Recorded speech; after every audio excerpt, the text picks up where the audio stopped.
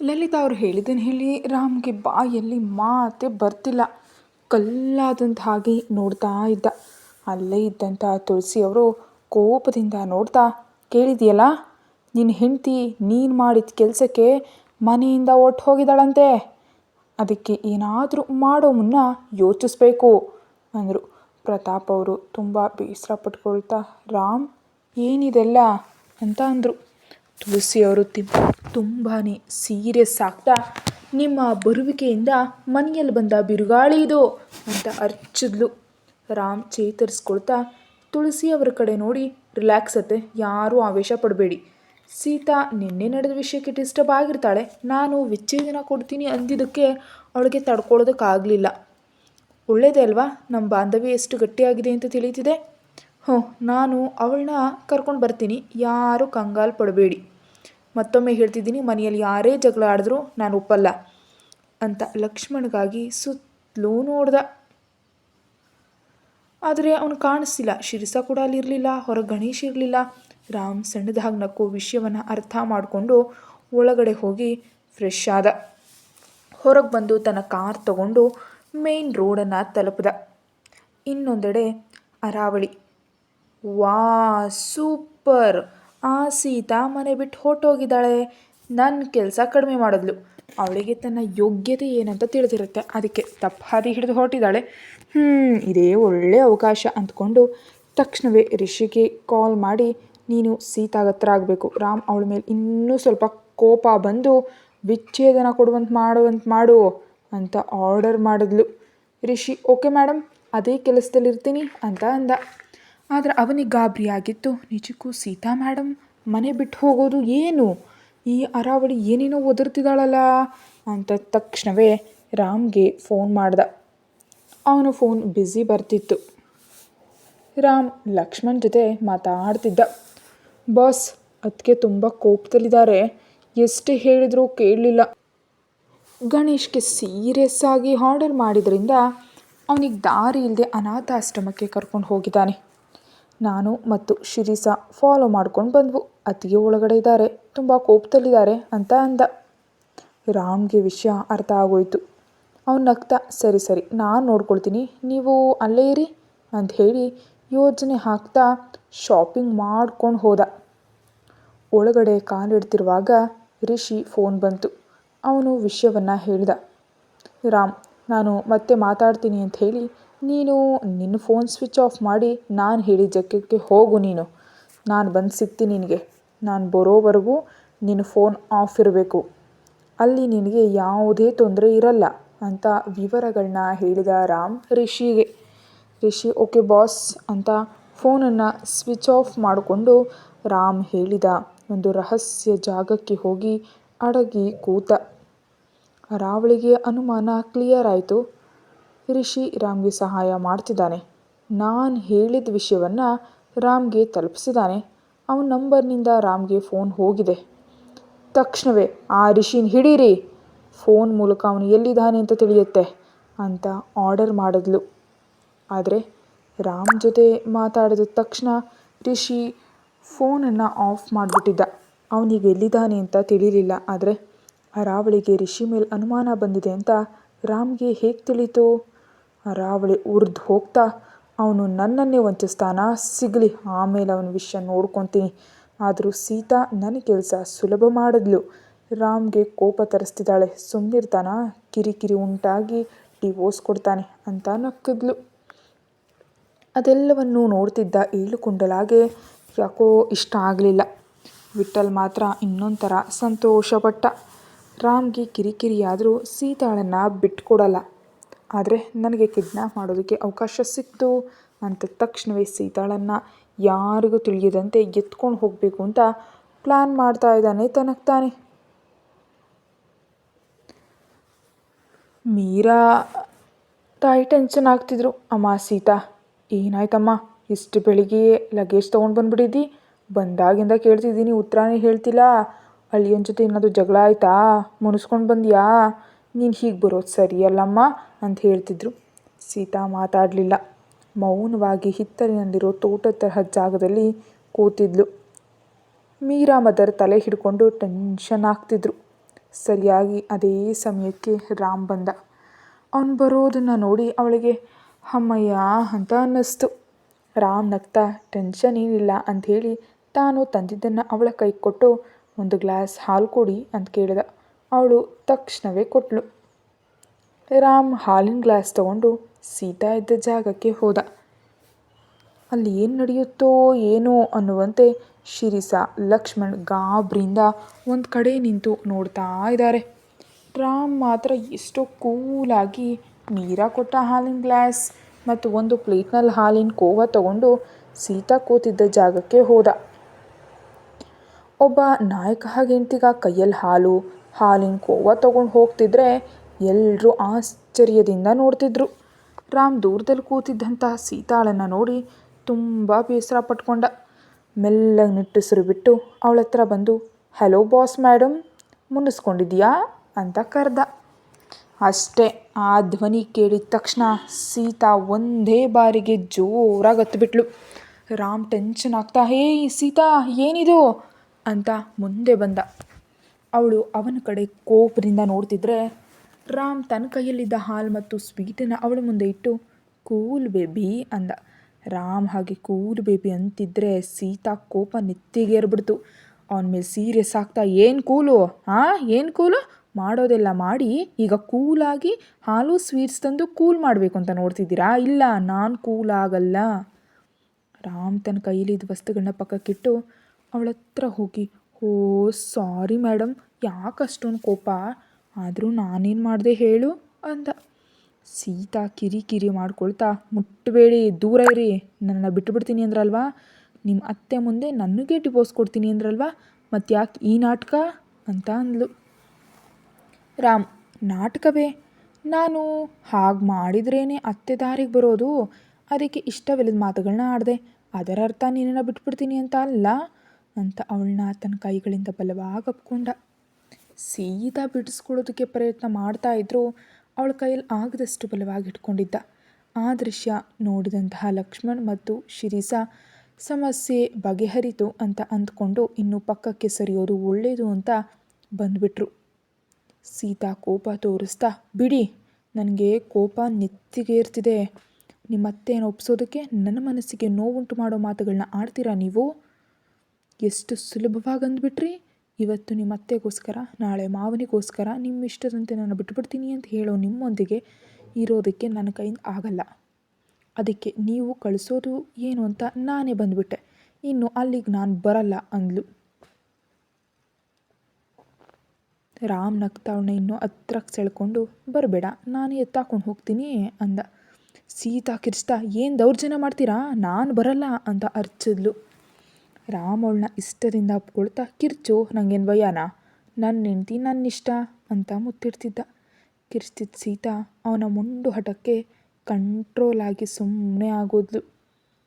ಅವನು ತೊಂಟೆತನದಿಂದ ಅವಳ ಕಣ್ಣುಗಳಲ್ಲಿ ಕಣ್ಣಿಟ್ಟು ಮಾಡಿ ಸಾಕು ನಡಿ ಅಂತಂದ. ಅವಳೇನೂ ಮಾತಾಡಲಿಲ್ಲ. ರಾಮ್ ಪ್ರೀತಿಯಿಂದ ಅವಳ ಕೆನ್ನೆಯನ್ನು ಸವರ್ತಾ ನಿನ್ನನ್ನು ನಾನು ನನ್ನ ಪ್ರಾಣ ಇರೋವರೆಗೂ ದೂರ ಮಾಡ್ಕೊಳ್ಳಲ್ಲ ಸೀತಾ, ನೀನು ನನ್ನ ಹೆಂಡ್ತಿ, ಹಾಗೆ ಹೇಗೆ ಬಂದುಬಿಡ್ತೀಯಾ? ನನ್ನ ಬಿಡೋದು ಅಷ್ಟು ಸುಲಭ ಅಂದ್ಕೊಂಡಿದ್ಯಾ? ನಾನು ಸುಮ್ಮನಿದ್ದು ಬಿಡ್ತೀನ ನಾನು? ಓಕೆ ಸಾರಿ, ನಿಂಗೆ ಮುಂಚೆ ಹೇಳಬೇಕಿತ್ತು, ಹೇಳಲಿಲ್ಲ. ಹೇಳಿದರೆ ಹೇಗೆ ಅರ್ಥ ಮಾಡ್ಕೊಳ್ತೀಯೋ, ಅಪ್ಸೆಟ್ ಆಗ್ತೀಯೋ ಏನು ಅಂತ ಹೇಳಲಿಲ್ಲ. ರಾತ್ರಿ ಮಾತಾಡೋಣ ಅಂದ್ಕೊಂಡ್ರೆ ನೀನು ಮೌನವಾಗಿದ್ದೆ, ನಾನು ಸುಮ್ಮನಾದೆ. ಬೆಳಗ್ಗೆ ಶಾಕ್ ಕೊಟ್ಟೆ. ಸರಿ ಮೇಡಮ್, ಸಾರಿ ಕೇಳ್ತಿದ್ದೀನಿ, ಇನ್ನೂ ಸಾಕು, ನಡಿಯೇ, ಎದ್ದೇಳೆ ಬಾರೇ ಅಂದ. ರಾಮ್ ತುಂಬ ಟೆನ್ಷನ್ ಆಗೋಳು ಕಣ್ಣುಗಳನ್ನೇ ನೋಡ್ತಾ ಕೇಳ್ತಿದ್ರೆ ಅಷ್ಟರವರೆಗೂ ಕೋಪದಿಂದ ಮಾತಾಡ ಸೀತಾ ಒಂದೇ ಬಾರಿಗೆ ಜೋರಾಗಿ ನಕ್ಬಿಟ್ಲು. ಅಷ್ಟೇ, ಈ ಸಾರಿ ಶಾಕ್ ಆಗೋ ಸರ್ದಿ ರಾಮ್ದು. ಅವಳನ್ನು ಇಷ್ಟರಿಂದ ಒಪ್ಕೊಂಡು ಏನು ನಾಟಕ ಆಡೋದು ನಿಮಗೆ ಮಾತ್ರ ಗೊತ್ತಾ, ನಂಗೆ ಗೊತ್ತಿಲ್ವಾ? ಹಲೋ ಹಠವಾದಿ, ನೀವು ಪ್ರತಾಪ್ ಅಂಕಲ್ ಜೊತೆ ಬಂದು ಯಾವಾಗ ತುಳಸಿಯವರೊಂದಿಗೆ ಹಾಗೆ ಮಾತಾಡಿದ್ರೋ ಆಗಲೇ ವಿಷಯ ಅರ್ಥ ಆಯಿತು. ಅವ್ರನ್ನ ದಾರಿಗೆ ತರಬೇಕಂತಲೇ ಹಾಗೆ ಮಾತಾಡ್ತಿದ್ದೀರಿ ಅಂತ. ನಿಮ್ಮ ಮತ್ತೆ ನಿಮ್ಮ ಮಾತುಗಳನ್ನ ನಂಬಿದ್ರು. ಆದರೆ ಎಲ್ಲಿವರೆಗೆ ಆ ಮನೆಯಲ್ಲಿ ಹೆಂಡತಿ ಇರುವಾಗ ಅಷ್ಟು ದೊಡ್ಡ ಮಾತು ಆಡಿದ್ರೆ ಆ ಹೆಂಡತಿ ಸುಮ್ಮನೆ ಇದ್ದರೆ ಅವರಿಗೆ ಅನುಮಾನ ಬರಲ್ವಾ? ಬರುತ್ತೆ. ಯಾರಲ್ಲಿ? ತುಳಸಿ ಮೇಡಮ್ಗೆ. ಅದಕ್ಕೆ ಅವ್ರು ಇದೆಲ್ಲ ನಿಜ ಅಂತ ನಂಬಬೇಕಾದ್ರೆ ನಾನು ವಿಷಯವನ್ನು ಇನ್ನೂ ಸ್ವಲ್ಪ ಸೀರಿಯಸ್ ಮಾಡಬೇಕು. ಮುನಿಸ್ಕೊಂಡು ಬಂದುಬಿಡಬೇಕು. ಆಗಲೇ ಅವರು ನೀವು ಹೇಳಿದ್ದು 100% ನಿಜ ಅಂತ ನಂಬ್ತಾರೆ. ಆವಾಗಲೇ ಪ್ರತಾಪ್ ಅಂಕಲ್ ಜೊತೆ ಒಟ್ಟಿಗೆ ಇರ್ತಾರೆ. ಮೆಲ್ಲಗಿಬ್ಬರ ನಡುವಿನ ದೂರವಾಗಿ ಮತ್ತೆ ಒಂದಾಗ್ತಾರೆ. ನಮಗೆ ಬೇಕಾಗಿರೋದು ಅದೇ ಅಲ್ವಾ, ಏನಂತೀರಿ ಅಂದ್ಲು. ಯಪ್ಪ, ರಾಮ್ ಅಂತೂ ಶಾಕ್ ಆದ. ಅಂದರೆ ನೀನಿದೆಲ್ಲ ಬೇಕಂತಾನೆ ಮಾಡಿದ್ಯಾ? ನೀನು ನಿಜವಾಗಿಯೂ ಕೋಪ ಬರಲಿಲ್ವಾ? ಅವಳು ನಗ್ತಾ, ನೀವು ನನಗೆ ವಿಚ್ಛೇದನ ಕೊಡ್ತೀನಿ ಅಂತ ನನ್ನ ಕಡೆ ನೋಡಿ ಕಣ್ಣುಗಳಿಂದಲೇ ಸಾರಿ ಹೇಳಿದ್ರಲ್ಲ, ಅದು ಸಾಲದೆ ನನಗೆ. ಆದರೂ ನನ್ನ ಗಂಡನ ಮೇಲೆ ನನಗೆ 100% ನಂಬಿಕೆ ಇದೆ. ಅವ್ರು ನನಗೆ ಬರೀ ಗಂಡ ಮಾತ್ರ ಅಲ್ಲ, ಎಲ್ಲವೂ. ಮತ್ತು ಹೇಗೆ ನನ್ನ ಗಂಡನನ್ನು ಅತ್ತೆ ಮನೆಯನ್ನು ಬಿಟ್ಟು ಬರ್ತೀನಿ ಅಂದ್ಲು. ರಾಮ್ ಅವಳನ್ನ ಇನ್ನೂ ಹತ್ತಿರ ಕೇಳಿಕೊಂಡು, ವಾ ಸೀತಾ, ನೀನು ಮಾಮೂಲಿ ಶಾಕ್ ಕೊಡಲಿಲ್ಲ. ನೀನು ನಿಜವಾಗಿಯೂ ಮುನಿಸ್ಕೊಂಡು ಬಂದಿದ್ಯಾ ಅಂತ ನಾನು ತುಂಬ ಟೆನ್ಷನ್ ಆದೆ ಗೊತ್ತಾ ಅಂತ ಅಂದ. ಅವಳು ಮುಗುಳು ನಗ್ತಾ ಅವನಿಗೆ ಮುತ್ತು ಕೊಡ್ತಾ, ನನ್ನ ಪ್ರಾಣ ಇರೋವರೆಗೂ ನಿಮಗೆ ದೂರ ಆಗಲ್ಲ ಅನ್ನುತ್ತಾ, ಹಸುವಾಗ್ತಿದೆ ಅಂದ್ಲು. ರಾಮ್ ಹಾಲಿನ ಗ್ಲಾಸ್ ಕೊಟ್ಟ. ಅವನು ಬಾಯಿಗಿಡ್ತಾ, ಮೊದಲು ನೀವು ಕುಡೀರಿ, ಟೆನ್ಷನ್ನಲ್ಲಿ ಏನೂ ತಗೊಳ್ದೆ ಬಂದಿದ್ದೀರಲ್ವಾ ಅಂದ್ಲು. ರಾಮ್ ನಗ್ತಾ ಅವಳ ಕೈಯಿಂದ ಅರ್ಧ ಹಾಲು ಕುಡಿದು ಅವಳಿಗೆ ಕುಡಿಸ್ತಾ. ಇಬ್ಬರು ಒಂದು ಕಡೆ ಕೂತು ಸ್ವೀಟ್ಸ್ ತಿನ್ನುತ್ತಾ ಮುಂದೇನು ಅಂತ ಮಾತಾಡ್ಕೊಳ್ತಿದ್ರು. ಇನ್ನೊಂದು ಕಡೆ ಮೀರಾ ಮದರ್ ಅವ್ರ ಗಾಬರಿಯಿಂದ ಸೀತಾ ಏನು ಗಲಾಟೆ ಮಾಡಿದಳು ಅಂತ ಬಂದರು. ಜೊತೆಯಲ್ಲಿ ಶಿರಿಸಾ, ಲಕ್ಷ್ಮಣ್ ಇದ್ದರು. ಅಲ್ಲಿನ ಸೀನ್ ನೋಡಿ ಶಾಕ್ ಆಗಿಬಿಟ್ರು. ಸೀತಾಗೆ ರಾಮ್ ತಿನ್ನಿಸ್ತಿದ್ದಾನೆ, ಅವಳು ಅವನ ಹೆಗಲ ಮೇಲೆ ತಲೆ ಇಟ್ಟು ಇನ್ನು ಮುಂದೆ ತಾವಿಬ್ಬರು ವಿಭಜನೆಯಾದವರನ್ನ ಒಟ್ಟುಗೂಡಿಸಲು ಹೊಸ ನಾಟಕ ಆಡಬೇಕಾಗಿದೆ ಅಂತ ಮಾತಾಡ್ಕೊಳ್ತಾ ಇರೋದು ಕಾಣ್ತು. ಆ ಸೀನ್ ನೋಡಿ ಮೀರಾ ಅವರಿಗೆ ಪ್ರಾಣ ಬಂದಾಗಾಯಿತು. ಲಕ್ಷ್ಮಣ್ ನಗ್ತಾ, ಅತ್ಗೆ ಅಂದ. ಸೀತಾ ಅವರ ಕಡೆ ನೋಡಿದ್ಲು. ಶಿರಿಸಾ ಅಂದ್ಲು, ಅಮ್ಮ ಸೀತಾ, ನಿಜಕ್ಕೂ ಇಲ್ಲೇನು ನಡೀತಿದೆ? ಬಾಸ್, ನೀವು ಏನು ಮಂತ್ರ ಹಾಕಿದ್ರಿ ಅಂದ್ಲು. ಸೀತಾ ನಗ್ತಾ, ಮಂತ್ರನೂ ಹಾಕಿದ್ದಾರೆ, ಆದರೆ ಈಗಲ್ಲ, ಯಾವಾಗಲೋ ಅಂದ್ಲು. ರಾಮ್ ಸೀರಿಯಸ್ ಮೂಡಿಗೆ ಬಂದು, ಓಕೆ, ಈಗ ಎಲ್ಲವೂ ಓಕೆ ಅಲ್ವಾ? ಇನ್ನು ಮುಂದೆ ಏನಾಗುತ್ತೆ ನೋಡೋಣ ಅಂತವ್ರಿಗೆ ಕೆಲವು ವಿಷಯಗಳನ್ನ ಹೇಳಿ ಕಳಿಸ್ದ. ಮೀರಾ ಮದರ್ ಹಾಗೂ ಅಲ್ಲಿದ್ದವರು ಯಪ್ಪ ಸದ್ಯ ಅಮ್ಮಯ್ಯ ಅಂತ ನಿಟ್ಟುಸಿರು ಬಿಟ್ರು. ರಾಮ್ ಸೀತಾಳನ್ನ ಜೊತೆಯಲ್ಲಿ ಕರ್ಕೊಂಡು ಮನೆಗೆ ಮರಳಿ ಪ್ರಯಾಣ ಬೆಳೆಸ್ದ. ಅವರ ಕಾರ್ ಅನಾಥಾಶ್ರಮ ದಾಟಿ ಹೋಗ್ತಿರುವಾಗ ಅಲ್ಲಿಗೆ ಬಂದಿದ್ದಂಥ ವಿಠಲ್ ನೋಡ್ದ. ಅವನಿಗೆ ಮುಂಚೆಯೇ ಗೊತ್ತಿತ್ತು ರಾಮ್ ಅಷ್ಟು ಸುಲಭವಾಗಿ ಸೀತಾಳನ್ನು ಬಿಟ್ಕೊಡಲ್ಲ ಅಂತ. ಆದರೆ ಇಷ್ಟು ಬೇಗ ಒಪ್ಪಿಸಿ ಕರ್ಕೊಂಡು ಹೋಗೋದು ಹೇಗೆ ಸಾಧ್ಯ ಅಂತ ಅನ್ನುವಂತೆ ಅಲ್ಲೇ ನಿಂತು ಅವರನ್ನೇ ನೋಡ್ತಿದ್ದ ಅವರು ಹೋಗೋದನ್ನು. ರಾಮ್ ಇತ್ತ ಹೆಂಡತಿಯನ್ನು ಕರ್ಕೊಂಡು ಮನೆಯನ್ನು ತಲುಪಿದ. ಅಲ್ಲಿದ್ದ ದೊಡ್ಡವರು ಸೊಸೆ ಮರಳಿ ಬಂದಿದ್ದಕ್ಕೆ ಸಂತೋಷಪಟ್ಟರು. ತುಳಸಿ ಅವರು ಮಾತ್ರ ಕೋಪ ತೋರಿಸ್ತಾ, ಏನಿದು ಸೀತಾ, ನೀನು ಇಲ್ಲಿಗೆ ಯಾಕೆ ಬಂದೆ? ನಿನ್ನ ಅನಾಥಾಶ್ರಮ ಕಾಪಾಡ್ಕೊಳ್ಳೋ ಪ್ರಯತ್ನದಲ್ಲಿ ದುಡ್ಡು ತಗೊಂಡು ರಾಮ್ಗೆ ಹೆಂಡತಿಯಾದೆ. ಈಗ ನೋಡಿದ್ರೆ ಹೇಳ್ದೆ ಕೇಳದೆ ಒಟ್ಟು ಹೋದರೆ ಏನು ಅಂದ್ಕೊಳ್ಬೇಕು? ನಿನ್ನ ಅವಶ್ಯಕತೆ ಮುಗೀತು ಅಂತ ನಿನ್ನಿಷ್ಟ ಬಂದ ಹಾಗೆ ಮಾಡ್ತಿದ್ಯಾ ಅಂತ ಅಂದರು. ಸೀತಾ ಇನ್ನೂ ಅದೇ ಕೋಪವನ್ನು ನಟಿಸ್ತಾ, ನಿಲ್ಲಿಸಿ ನೀವು, ಎಷ್ಟು ಹೊತ್ತು ಅಂತ ದುಡ್ಡು ದುಡ್ಡು ಅಂತ ಕಿರಿಕಿರಿ ಮಾಡ್ತೀರಿ? ನಿಜಕ್ಕೂ ನಿಮಗೆ ಅರ್ಥ ಆಗ್ತಿದೆಯಾ? ನಮ್ಮ ಯಜಮಾನರು, ಅದೇ ನಿಮ್ಮ ಸೋದರಳಿಯ, ನಿಮ್ಮ ಮೇಲಿನ ನಂಬಿಕೆ ಇಲ್ಲದೆ ಮದುವೆಯಾದ ಹೆಂಡ್ತಿನ ಬಿಟ್ಟುಬಿಡ್ತೀನಿ ಅಂದರು. ವಿಚ್ಛೇದನ ಕೊಡ್ತೀನಿ ಅಂತ ಅಷ್ಟು ಸುಲಭವಾಗಿ ಮಾತಾಡಿದ್ರೆ ನಾನು ನೋಡ್ತಾ ಇರಬೇಕಾ? ನನಗೆ ಕೋಪ ಬರಲ್ವಾ? ಏನು ಪೌರುಷ ನಿಮಗೆ ಮಾತ್ರ ಇರುತ್ತಾ, ನನಗಿರಲ್ವಾ? ನೀವು ನಿಮ್ಮ ಗಂಡನನ್ನು ಮನೆಯಲ್ಲಿರೋದು ಒಪ್ಕೊಂಡಿದ್ದೀರಿ, ಅದಕ್ಕೆ ಅವ್ರು ನನ್ನನ್ನು ಮನೆಯಲ್ಲಿ ಇರಿಸಿದ್ದಾರೆ, ಇಲ್ದಿದ್ರೆ ಬೆಳಿಗ್ಗೆ ಕಳಿಸ್ಬಿಡ್ತಿದ್ರು, ಅದಕ್ಕೆ ಕೋಪ ಬಂದು ಹೊರಟೋಗಿದೆ ಅಂತ ಅಂದ್ಲು ಸೀತಾ.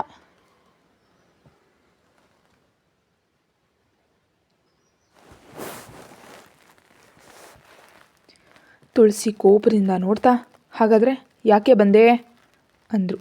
ರಾಮ್ ಮಧ್ಯ ಪ್ರವೇಶಿಸಿ, ಅತ್ತೆ, ಅವಳು ತುಂಬ ಕಷ್ಟದ ಮೇಲೆ ಒಪ್ಕೊಂಡು ಬಂದಿದ್ದಾಳೆ, ಮತ್ತು ಯಾಕೆ ಈ ಚರ್ಚೆ ಅಂತ ಅಂದ. ಆದರೆ ಸೀತಾ ಮಾತ್ರ ಬಿಡಲಿಲ್ಲ. ಅವ್ರ ಪ್ರಶ್ನೆಗೆ ಕೋಪ ತೋರಿಸ್ತಾ, ಯಾಕೆ ಬಂದೆ ಅಂದರೆ, ನಮ್ಮ ಯಜಮಾನರು ನನಗೋಸ್ಕರ ಬಂದು ಬೆನ್ನತ್ತಿ ಬೇಡ್ಕೊಂಡ್ರು ನನ್ನನ್ನು. ಅದಕ್ಕೆ ಪ್ರಸ್ತುತ ಮನೆಯಲ್ಲಿ ಎಲ್ಲರೂ ಅವರ ಮಾತಿಗೆ ಗೌರವ ಕೊಟ್ಟಿದ್ದಾರೆ. ನೀವು ಕೂಡ ಅವರ ಮಾತಿಗೆ ಗೌರವ ಕೊಟ್ಟು ಪ್ರತಾಪ್ ಅಂಕಲ್ನ ಮನೆಯಲ್ಲಿರೋದಕ್ಕೆ ಒಪ್ಕೊಂಡಿದ್ದೀರಿ. ಹಾಗಿದ್ದಾಗ ಅವರ ಹೆಂಡತಿಯಾಗಿ ನಾನು ಗೌರವ ಕೊಡಬೇಕಲ್ವಾ? ಅದಕ್ಕೋಸ್ಕರ ಬಂದೆ ಅಷ್ಟೇ. ನೀವು ನಿಮ್ಮ ಗಂಡನಿಗೆ ಗೌರವ ಕೊಡದಿದ್ದರೂ ನಾನು ನನ್ನ ಗಂಡನಿಗೆ ಗೌರವ ಕೊಡ್ತೀನಿ ಅನ್ನುತ್ತಾ ಅತ್ತೆ ಮಾವನ ಪಾದಗಳಿಗೆ ನಮಸ್ಕಾರವನ್ನು ಮಾಡಿ ಕ್ಷಮಿಸಿ ಅಂತ ಹೇಳಿ ರೂಮ್ಗೆ ಹೊರಟು ಹೋದ್ಲು. ತುಳಸಿ ಪ್ರತಾಪ್ ಕಡೆ ನೋಡಿ, ಇದೆಲ್ಲ ನಿನ್ನಿಂದಲೇ, ನೋಡಿದೆಯಲ್ಲ ಅವನಿಗೆ ತನ್ನ ಹೆಂಡತಿ ಅಂದರೆ ಎಷ್ಟು ಪ್ರೀತಿ ಇದೆ ಅಂತ. ಎಲ್ಲ ನಿನ್ನಿಂದಲೇ ಇದೆಲ್ಲ ಆಗ್ತಾ ಇರೋದು ನಮ್ಮ ಮನೇಲಿ. 1 ಗಂಟೆ ಅವಳು ಇಲ್ಲಿಲ್ಲ ಅಂತ ತಿಳಿದ ತಕ್ಷಣವೇ ಹೋಗಿ ಅವಳನ್ನ ಬೇಡ್ಕೊಂಡು ಕರ್ಕೊಂಡು ಬಂದಿದ್ದಾನೆ. ಅವನು ನಿಜವಾದ ಗಂಡ ಅಂದರೆ. ನೀನೇನು ಮಾಡಿದೆ? ಗರ್ಭಿಣಿಯಾಗಿದ್ದ ಹೆಂಡತಿಯನ್ನು ಗಾಳಿಗೆ ಬಿಟ್ಬಿಟ್ಟೆ. ನಿನ್ನಂಥವನಿಗೆ ಗಂಡನಾಗಿ ಯಾವುದೇ ಬೆಲೆ ಗೌರವ ಇಲ್ಲ ಅಂತ ಆವೇಶದಿಂದ ಮಾತಾಡಿ ಹೊರಟು ಹೋದರು. ತುಳಸಿ ಪ್ರತಾಪ್ ಅವರು ದೂರದಲ್ಲಿ ಬೇಸರದಿಂದ ರಾಮ್ ಕಡೆ ನೋಡಿದ್ರು. ಅವನು ಸಣ್ಣದಾಗಿ ನಕ್ಕು, ಇಟ್ಸ್ ಓಕೆ ಅಂಕಲ್, ನೀವು ಟೆನ್ಷನ್ ಆಗಬೇಡಿ. ಸೀತಾ ಅರ್ಥ ಮಾಡ್ಕೊಂಡಿದ್ದಾಳೆ ನಮ್ಗೆ ಸಹಾಯ ಮಾಡೋದಕ್ಕೆ, ಅವಳು ಹಾಗೆ ಮಾಡಿದ್ದು ಅಂತ ಅಂದ. ಹೀಗೆ ಸ್ವಲ್ಪ ಸಮಯ ಕಳೀತು. ಪ್ರಸ್ತುತ ಎಲ್ಲವೂ ಶಾಂತವಾಗಿದೆ. ಆದರೆ ತುಳಸಿ ಅವರು ಮಾತ್ರ ಗರಂ ಆಗಿದ್ರು. ಅವರಿಗೆ ಅಲ್ಲಿ ಪ್ರತಾಪ್ ಇರೋದು ಏನೇನು ಇಷ್ಟನೇ ಆಗ್ತಾ ಇರಲಿಲ್ಲ. ಅವನ್ನ ನೋಡ್ತಿದ್ರೆ ಅವಳಿಗೆ ಆಗ್ತಾ ಇರಲಿಲ್ಲ. ತುಳಸಿಗೆ ಕಿರಿಕಿರಿ ಅಂತ ಅನ್ನಿಸ್ತಿತ್ತು. ಮೇಡಮ್, ನೀವು ಮನೆಯಲ್ಲಿರ್ತೀರಾ? ರೆಸ್ಟ್ ತಗೊಳ್ಳಿ, ನಾನು ಆಫೀಸ್ಗೆ ಹೋಗಬೇಕು, ನನಗೆ ತುಂಬ ಕೆಲಸ ಇದೆ. ನೆನಪಿದೆ ಅಲ್ವಾ ನಮ್ಮ ಪ್ಲ್ಯಾನ್ ಅಂದ ನಾಟಕೀಯವಾಗಿ. ಸೀತಾ, ನೆನಪಿದೆ ಬಾಸ್, ಈ 1 ದಿನ ಮನೆಯಲ್ಲಿರ್ತೀನಿ, ನಾಳೆಯಿಂದ ಆಫೀಸ್ಗೆ ಬರ್ತೀನಿ. ಸದ್ಯಕ್ಕಂತೂ ನಿಮ್ಮ ಅತ್ತೆಯಾದ ತುಳಸಿಯವ್ರನ್ನ ದಾರಿಗೆ ತರಬೇಕು ಅಷ್ಟೇ ತಾನೇ ಅಂತ ಅಂದ್ಲು. ರಾಮ್ ಅಂತೂ ನಗ್ತಾ ಅವಳನ್ನ ಅಪ್ಕೊಂಡು, ಏಯ್, ಇನ್ಯಾವತ್ತೂ ನನಗೆ ಈ ರೀತಿ ಶಾಕ್ಗಳನ್ನೆಲ್ಲ ಕೊಡಬೇಡ, ಹೇಳ್ತಿದ್ದೀನಿ, ನನ್ನ ಜೊತೆಯೇ ಇರಬೇಕು, ಇಲ್ದಿದ್ರೆ ಸುಮ್ಮನಿರಲ್ಲ ಅಂತ ಅಂದ. ಸೀತಾ ಮಾತ್ರ ಅವನನ್ನು ತುಂಬ ಇಷ್ಟದಿಂದ ನೋಡ್ತಾ, ನಿಮ್ಮನ್ನು ಬಿಟ್ಟು ನಾನು ಎಲ್ಲಿಗ್ರಿ ಹೋಗ್ತೀನಿ, ಸರಿ ಸಂಜೆ ಸ್ವಲ್ಪ ಬೇಗ ಬನ್ನಿ, ನಿಮಗಾಗಿ ಒಂದು ಸರ್ಪ್ರೈಸ್ ಇರುತ್ತೆ ಅಂತ ಅಂದ್ಲು. ಅವನು ಇನ್ನೂ ಜೋರಾಗಿ ನಗ್ತಾ, ಆಹಾ, ಮತ್ತೆ ಏನು ಪ್ಲ್ಯಾನ್ ಮಾಡಿದೀ ಅಂದ. ಸೀತಾ ನಗ್ತಾ, ಅಬ್ಬಬ್ಬಾ, ಆಸೆ ಅದೆಲ್ಲ ಆಗಲ್ಲ, ಸಂಜೆವರೆಗೂ ಕಾಯಬೇಕು ಅಷ್ಟೆ ಅಂದ್ಲು. ಸರಿ ಹೇಳಿದೆಯಲ್ಲ, ಬೇಗ ಬರ್ತೀನಿ, ಬಾಯ್ ಅಂತ ಹೇಳಿ ಹೊರಗೆ ಬಂದ. ಶಿರಿಸಾ, ನೀನು ಇಲ್ಲೇ ಇರು, ಲಕ್ಷ್ಮಣ್ ನೀನು ನನ್ನ ಜೊತೆ ಬಾ ಅಂತ ಹೇಳಿ ಗಡಿಬಿಡಿ ಮಾಡ್ತಾ ಹೊರಟು ಹೋದ. ಆಫೀಸಲ್ಲಿ ತುಂಬ ಕೆಲಸ ಇದೆ ಆದ್ದರಿಂದ. ಕಾರು ಆಫೀಸನ್ನು ತಲುಪಿತು. ಅವನು ಕ್ಯಾಬಿನ್ನಲ್ಲಿ ಕೂತಿದ್ದ. ರಾಮ್ ಫೋನ್ ಮತ್ತೆ ರಿಂಗಾಯಿತು. ಅವನು ಸಣ್ಣದಾಗಿ ನಕ್ಕು, ಹಲೋ ಅಂತಂದ. ಆ ಕಡೆ ವ್ಯಕ್ತಿ ಟೆನ್ಷನ್ ಆಗಿ, ಏನಾಯಿತು, ಅವನು ಸುರಕ್ಷಿತ ಆಗಿದ್ದಾನಾ ಅಂತ ಅಂದ. ರಾಮ್ ನಗ್ತಾ, ಸೇಫ್, ಬಟ್ ನಿನ್ನ ಸೋದರ ಸೊಸೆ ಆ ವೇಷಗಳನ್ನ ಹಾಕ್ತೆ ಮರ್ಯಾದೆಯಿಂದ ಬುದ್ಧಿ ಬದಲಾಯಿಸ್ಕೊಂಡ್ರೆ ಸರಿ, ಇಲ್ದಿದ್ರೆ ಇನ್ನೊಂದು ಅವಕಾಶ ಕೊಡಲ್ಲ ಅಂತಂದ. ಆ ಕಡೆ ವ್ಯಕ್ತಿ, ಸರಿ ನಾನು ನೋಡ್ಕೊಳ್ತೀನಿ, ಇನ್ನು ಇಡ್ತೀನಿ ಅಂತ ಹೇಳಿ ಫೋನ್ ಕಾಲನ್ನು ಕಟ್ ಮಾಡಿಬಿಟ್ಟ. ಈಗ ನಿಮ್ಗೆ ಅರ್ಥ ಆಗಿರುತ್ತೆ ಅಲ್ವಾ ಆ ಫೋನ್ ಮಾಡಿದ್ದು ಯಾರು ಅಂತ. ನಿಜ ಹೇಳಬೇಕಂದ್ರೆ ರಾಮ್ ಸೀತಾಳಿಗಾಗಿ ಹೋಗ್ತಾ ಇರುವಂತಹ ಸಮಯದಲ್ಲಿ ಅವನಿಗೆ ರಿಷಿಗಿಂತ ಮುಂಚೆನೇ 7 ಕುಂಡಲ ಫೋನ್ ಮಾಡಿದ್ದ. ಅದಕ್ಕೆ ರಿಷಿಗೆ ಬ್ಯುಸಿ ಬಂದಿದ್ದು. ಕತೆ ಮುಂದುವರಿಯುತ್ತೆ. ಹೆಚ್ಚಿನದಕ್ಕಾಗಿ ಚಾನಲ್ಗೆ ಮೆಂಬರ್ಶಿಪ್ ತಗೊಳ್ಳಿ, ಹಾಗೆ ಸಬ್ಸ್ಕ್ರೈಬ್ ಮಾಡಿ. ಎಲ್ರಿಗಿಂತ ವಿಡಿಯೋ ಮೊದಲೇ ಯೂಟ್ಯೂಬ್ನಲ್ಲಿ ನೋಡಿ. Thank you.